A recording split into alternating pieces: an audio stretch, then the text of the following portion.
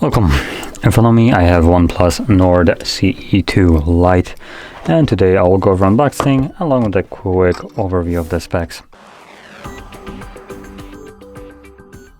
So anyway, let's pop it straight open. I'm not wasting any time. Now in here we get a case, I believe. Yep, there we go, a case. And some paperwork, but I'm just gonna throw that aside. Then we get a phone.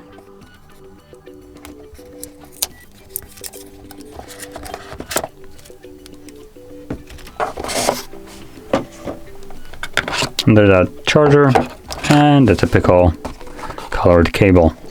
Now when it comes down to the charger, this is a 33-watt charger. So it's right here, though I know it won't be visible in the camera, so you just have to take my word. Now here, obviously the phone.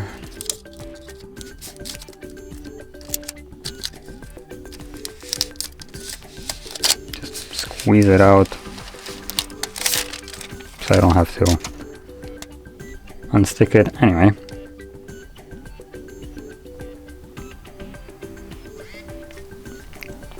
okay, so I'm gonna start off with the price of this. This comes at around 300 euros, dollars, something around this price, depending on when you pick it up and if it's on discount and so on.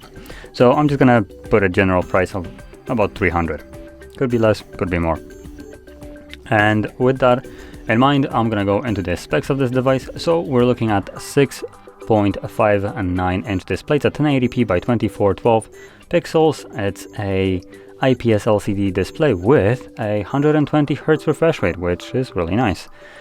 Now one thing that I will say that baffles me, I literally did a unboxing of this one, which this one was OnePlus Nord, what was it? Nord something. Let me just quickly back out.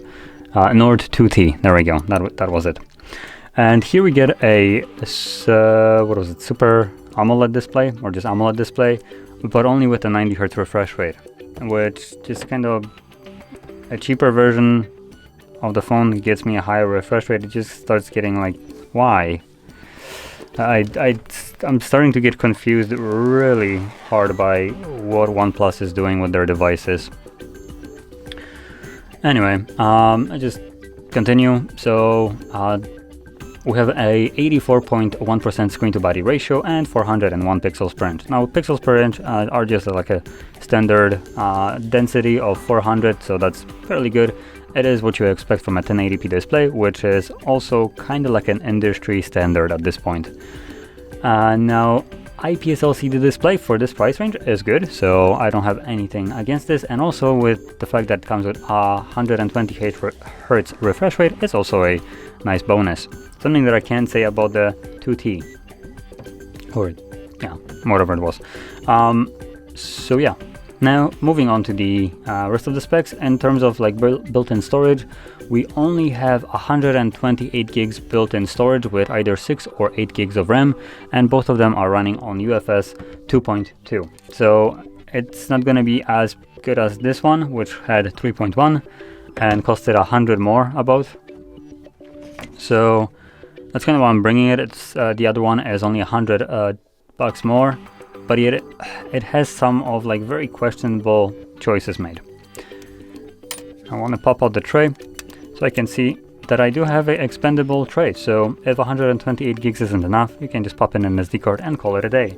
Something that the other one can't do. Okay, so now I'm just gonna leave it like this, not gonna go through the setup. I'm pretty sure every one of you knows how Android 12 with Oxygen OS 12 looks like, so if not, here, just gonna do it right over here and you can get a look. That's basically the way it's gonna look like once I put it in fully. So Let's flip it over, and we have a triple camera setup. Now, to be honest, there is only one camera here. Don't get fooled by the two other ones right here, which you shouldn't ever use, because the main one is a 64 megapixel wide one. Well, then you have also 2 megapixel macro and 2 megapixel depth. The industry standard to F you over and consider you an absolute effing moron that will be gullible enough to gobble on these cameras like, I don't know. For some reason, to me, this is just a scam. Those are sticker cameras. You will never use them. And I hope most of you already know this, that you won't utilize these cameras just because macro, 2 megapixel macro is going to be... it's just garbage, so it can break. So 2 megapixel macro can be outperformed by the 64 megapixel sensor in basically any situation. All you do is pop it into 2x zoom and capture the same photo that you'd try to do with a macro, and you 100% gonna get a better photo than you would do with that macro, making this lens completely effing obsolete. Begging the question, why is it even on the device? And then the depth sensor is used for portrait photos, where the depth sensor tries to get perspective of how far something is, and then apply like this fake bokeh effect to photos, so this blurriness behind the subject. But because it's only at 2 megapixels, it most of the time just completely messes up the hair, like how your hair is around your head. It will just kind of sometimes, if your hair just stands out out of the like the actual silhouette of the subject, it will just completely blur it out, because 2 megapixels isn't enough data to actually have any idea how the hair looks like. So yeah, so keep that in mind. So we have only a 64 megapixel sensor here. Now with that, you can only shoot at 1080p 30 frames for some reason. I'm not sure why it's not allowing me at 60, but okay, I guess. And at the front we got a 16 megapixel wide sensor again, which can shoot at 1080p 30 frames again, same.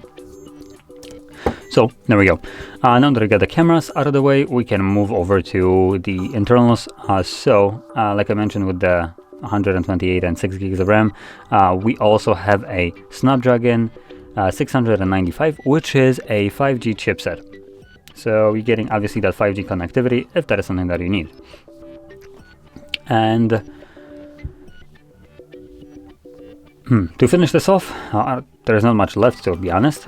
We have a side-mounted fingerprint sensor, so you can see it right here, doubles as a power key. And notably, we actually have a headphone jack if that is something that you need. Nowadays, I would consider this again as a feature on a device rather than an addition. So if you still use wired headphones, there you go, you can use it on here without any kind of problem. And what else is there?